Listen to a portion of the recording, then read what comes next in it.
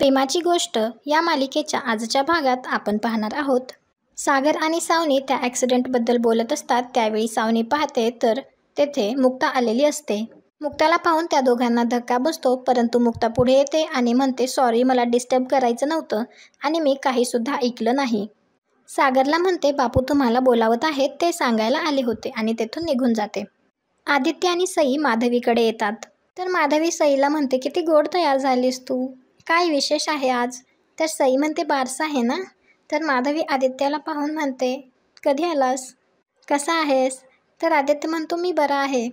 त्यावेळी आदित्यला माधवीसोबत काउन्सिलिंगमध्ये घालवलेले काही क्षण आठवतात आणि तो ॲक्सिडेंटसुद्धा आठवतो.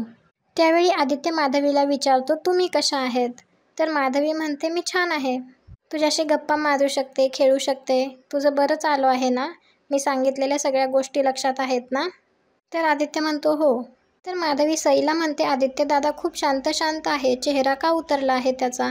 तर आदित्य तेथून निघून जातो. त्यावेळी तेथे पुरू येतो. तो सईला विचारतो, तू आज इकडे कशी काय? तर सई म्हणते, आदी दादाला आजूला भेटायचं होतं म्हणून मी त्याला इकडे घेऊन आले होते.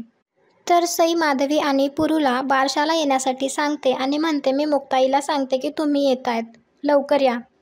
थोड्या वेळातच पुरू आणि माधवी सागरच्या घरी येतात. तर मुक्ताला त्या दोघांना पाहून खूप आनंद होतो.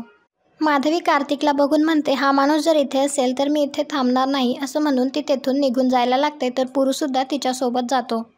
बाहेर आल्यानंतर माधवी पुरूला म्हणते, या माणसाला बघून माझा BP वाढतोय आणि यांनी या माणसाला इथे का बोलावलंय?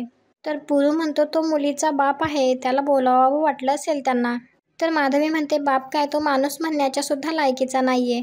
तर पुरू म्हणतो, आपण त्रास घेऊन काही फायदा आहे का? नाही ना. आणि डॉक्टरांनी तुला सांगितलंय ना, शांत राहायचं, आनंदी राहायचं. आपण एक काम करू, खाली जाऊन बसू, मोकळ्या हवेत बसलीस की बरं वाटेल तुला. सागरच्या घरी इंद्राच्या मैत्रिणी निघून जातात. तर गुरुजीसुद्धा निघायला लागतात. त्यावेळी सागर आणि मुक्ता त्यांच्या पाया पडतात.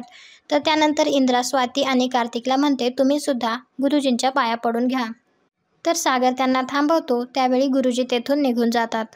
त्यावेळी सागर कार्तिकला म्हणतो, पूजा झाली, बाळाचं नाव ठेवलं, आता निघ. तर इंद्रा म्हणते, थोडा वेळ थांबू दे ना त्याला.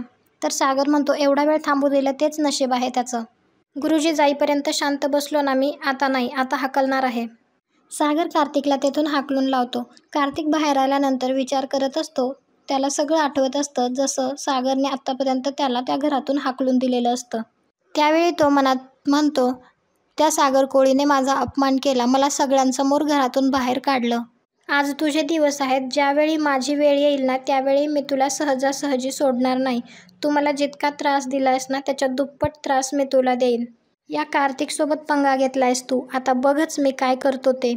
सावनी आणि आदित्यसुद्धा निघायला लागतात. त्यावेळी मुक्ता सावनीला म्हणते, आदित्य अगदीच सईमध्ये रमला आहे, ते दोघे खेळत आहेत. तर तुम्हाला काही हरकत नसेल तर आदित्यला थोडा वेळ इथे थांबू देता का? नंतर लक्की किंवा हे सोडतील त्याला घरी आणून. तर सावनी ओके म्हणते आणि आदित्यला तेथेच ठेवून निघून जाते.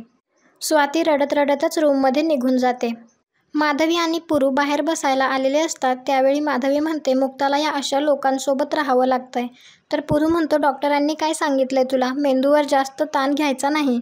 तर माधवी म्हणते, मला असं काहीतरी विचित्र जाणवतंय. त्यावेळी माधवी त्या गाडीला पाहते आणि पुरूला सांगते की याच गाडीने मला धक्का दिला होता. आणि ती मुक्ताला आवाज देतच आतमध्ये वरती येतात. माधवी आणि पुरू मुक्ताकडे येतात. तर माधवी मुक्ताला सांगते, मी ती गाडी बघितली ज्या गाडीने मला धक्का दिला होता. तर सागर म्हणतो, ती गाडी आपल्या सोसायटीतून? तर माधवी म्हणते, हो, आपल्या सोसायटीतूनच जाताना पाहिली मी ती गाडी. तर बापू म्हणतात, आपण वॉचमॅनला विचारू, त्याला नक्की काहीतरी माहिती असेल. ते सगळे वॉचमॅनकडे जातात. तर वॉचमॅन त्यांना सांगतो, ती गाडी कोणाची होती ते माहिती नाही, आज भरपूर गाड्या आल्या होत्या. तर माधवी म्हणते, मग आपण CCTV फुटेज बघू. तर वॉचमॅन म्हणतो, सॉरी मॅडम, काल मुलं क्रिकेट खेळताना ते फुटलं. आदित्यला मात्र भीती वाटत असते, त्यामुळे तो हे सगळं लपून ऐकत असतो. तर पुरू त्या वॉचमॅनला म्हणतो, सोसायटीत येणाऱ्या प्रत्येक गाडीची नोंद करून ठेवायला सांगितली आहे मी तुला, ती तरी केली आहेस ना? तर वॉचमॅन म्हणतो, ठेवतो मी, पण आज मी जेवायला बाहेर गेलो होतो त्यावेळेस ती गाडी आली असेल. तर बापू म्हणतात, आता कसं शोधणार त्या माणसाला? बाकीचे सगळे खाली बघण्यासाठी एकदा निघून जातात. तेव्हा मुक्ता माधवीला घेऊन घरात जाते. त्यावेळी सागर मनात विचार करतो, आईंना ती गाडी आजच दिसली आणि कार्तिक आजच घरी आला होता. म्हणजे ती गाडी कार्तिकच चालवत असेल. सागर तेथून बाहेर येतो आणि सावनीला फोन करतो. तर सावनी म्हणत असते, माय डिअर सागर. तर सागर म्हणतो, माझे पेशन्स ट्राय करू नको. तर सावनी म्हणते, ठीक आहे, लगेच चिडायची गरज नाही. तर सागर म्हणतो, तू इतकी मूर्ख आहेस सावनी, ती गाडी तू कार्तिकला दिलीस वापरायला. तर सावनी म्हणते, तू काय बोलतोयस ते मला काहीच कळत नाही. तर सागर म्हणतो, ज्या गाडीने आईंचा ॲक्सिडेंट झाला ना, त्यांनी ती गाडी आमच्या बिल्डिंगमध्ये बघितली. तू जर ती गाडी रिपेअर करून कार्तिकला वापरायला दिली असशील ना, तर तुझ्या अकलेचं कौतुक करायला हवं सावनी. तर सावनी म्हणते, हे बघ सागर, मला अजिबात माहिती नाही तो कुठली गाडी घेऊन गेलाय. तर सागर म्हणतो, तुला माहिती आहे का माझी काय अवस्था झाली आहे? सतत खोटं बोलावं लागतं सगळ्यांशी. आदित्य हे सगळं सुद्धा लपून ऐकत असतो. तर सागर म्हणतो, इथे आईंची तब्येत खराब झाली आहे आणि त्यांनी जर कार्तिकला गाडीत बघितलं असतं ना, तर सगळ्यांसमोर सत्य आलं असतं आणि आदित्यला जेलमध्ये जावं लागलं असतं. तुझ्यामुळे मी अडचणीत सापडलोय, कळतंय का तुला? सागर फोनवर बोलतच असतो. त्यावेळी मुक्ता तेथे येते. तर सागर फोन खाली घेतो. तर मुक्ता सागरला म्हणते, तो जो कोणी गुन्हेगार आहे ना, त्याला लवकरात लवकर शोधा. मला आईची ही अवस्था नाही बघवत आता. तो गुन्हेगार मोकाट फिरतोय, तो पण आपल्या एरियात. तो जर माझ्या समोर आला ना, तर मी त्याला नाही सोडणार. तर सागर म्हणतो, तुम्ही टेन्शन घेऊ नका. हे ऐकून आदित्य मनात विचार करतो, पप्पा परत त्या नवीन बायकोची साथ नाही ना देणार? ते मला जेलमध्ये नाही ना टाकणार? सागर मुक्ताला सईपाशी थांबायला सांगतो आणि तिला आतमध्ये जायला सांगतो. तर आदित्य मनात विचार करतो, म्हणजे मला आता पोलीस पकडणार, मला इथून गेलं पाहिजे. त्यानंतर सागर सावनीला म्हणतो, इथे तू आदित्यला जपायला सांगतेस आणि मुक्ता गुन्हेगाराचा सूड घ्यायला सांगतायत. वेड लागायची पाळी आली मला. तर सावनी म्हणते, सागर तू एकच गोष्ट लक्षात ठेव, आदित्य आपला मुलगा आहे आणि तो लहान आहे, प्लीज.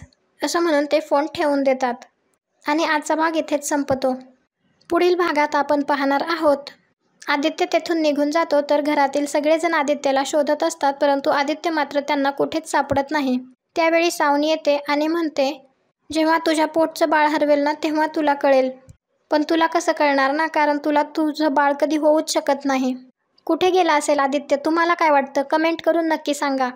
पुढे काय होईल हे पाहण्यासाठी आपल्या चॅनलला सबस्क्राईब करा, व्हिडिओला लाईक करा. भेटू उद्याच्या भागात.